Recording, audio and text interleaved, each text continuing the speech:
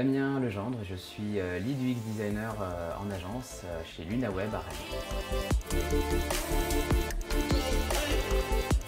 Ce que je peux assimiler peut-être à une victoire ou en tout cas à des fiertés, c'est le fait d'avoir pu rajouter un petit peu même beaucoup de sens à ce que je fais en tant que designer, en travaillant notamment des problématiques d'accessibilité, de design inclusif, pour que tout le monde puisse se servir des interfaces que je réalise, et notamment aussi d'éco-conception. Et donc de pouvoir lier mes valeurs à ce que je fais, je trouve ça vraiment important. Et ce qui me rend assez fier, c'est aussi de pouvoir embarquer d'autres designers qui bossent avec moi sur ces sujets-là et de voir que ça les éclate.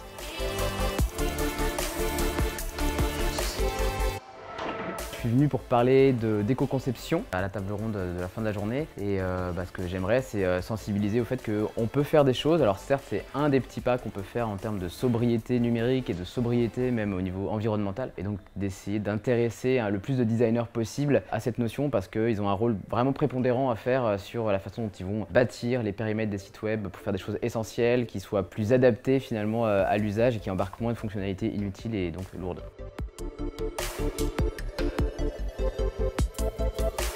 Le futur, il va ressembler, je pense, un peu au présent, dans le sens où, en gros, on a toujours des nouveaux trucs qui arrivent, des nouveaux trucs à apprendre. On a un métier qui se complexifie, si on peut dire, et c'est le cas aujourd'hui. On en a parlé, l'éco-conception, l'accessibilité, ça fait partie de ce qu'un designer doit avoir dans son bagage, la conception centrée utilisateur. Demain, il y aura peut-être d'autres choses, c'est même assez sûr, et c'est ce qui fait que le métier est chouette. Maintenant, je ne sais pas ce que ce sera, je peux juste dire que voilà, aujourd'hui, il faut faire de la sobriété numérique, du design inclusif.